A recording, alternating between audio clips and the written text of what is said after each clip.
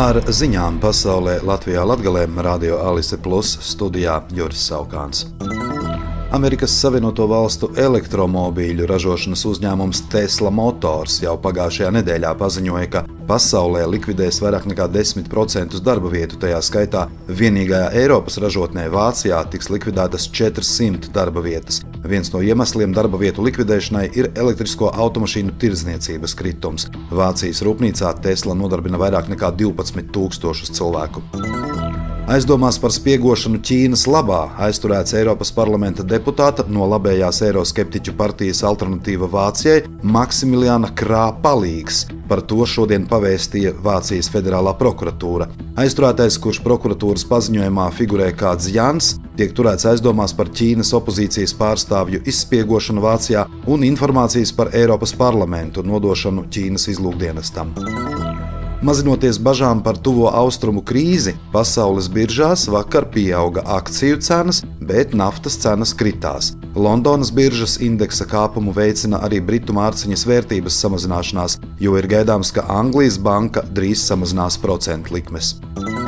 Latvijas ministru kabinets šodien apstiprināja Vides aizsardzības un reģionālās attīstības ministrijas sagatavotos grozījumus administratīvo teritoriju un apdzīvoto vietu likumā. Tie paredz Varakļānu novadu apvienot ar Madonas novadu. Grozījumi vēl jāpieņem Saeimā. Paredzēts, ka šis likums varētu stāties spēkā šā gada 30. jūnijā.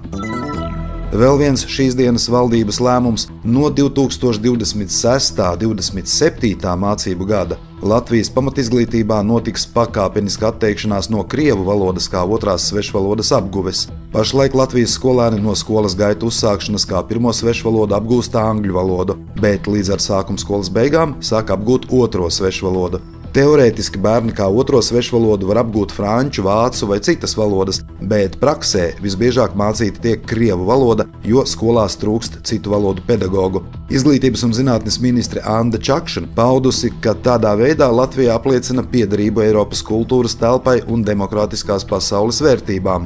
Pret šo izglītības un zinātnes ministrijas ieceri saņemts netipiski vairāk nekā 300 fizisko personu un dažādu biedrību pārstāvju iebildumu. Augšdaugavas novada pašvaldības nevalstisko un reliģisko organizāciju pašvaldības līdzfinansējuma komisija, izskatot šā gada pieteikumus par atbalsta piešķiršanu, nolēma piešķirt atbalstu 46,000 eiro apmērā nevalstiskajām organizācijām un 50,000 eiro reliģiskajām organizācijām. Augšdaugavas novada pašvaldība aicina pieteikties Vislatvijas ūdens turistu sajietam Lielais plosts 2024 šā gada 25. maijā dabas parka Daugavas loki teritorijā. Tas pulcēs ūdens turistus ar dažādiem peldlīdzekļiem, tajā skaitā plostiem. Šā gada lielā plosta tēma ir senās plostošanas tradīcijas Daugavā no senajiem laikiem līdz 20. gadsimta vidum. Šogad nebūs ierobežota peldlīdzekļu izvēle, vienādas iespējas ir gan laivām, gan plostiem, gan citiem peldlīdzekļiem, līdz ar to piedalīties var jebkurš interesents, neatkarīgi no prasmēm. Lai pieteiktos, jāizpilda anketa, kas atrodama pašvaldības mājaslapā.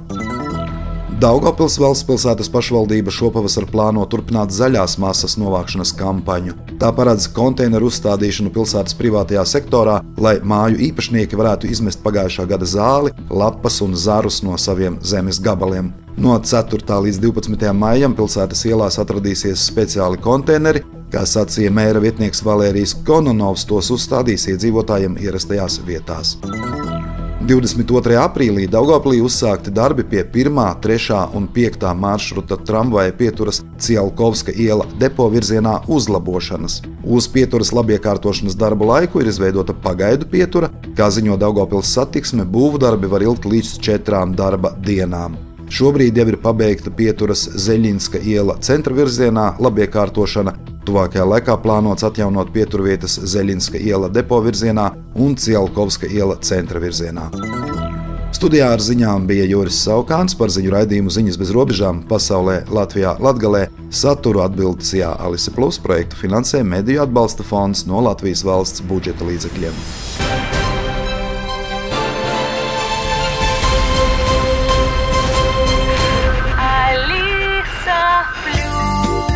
Radio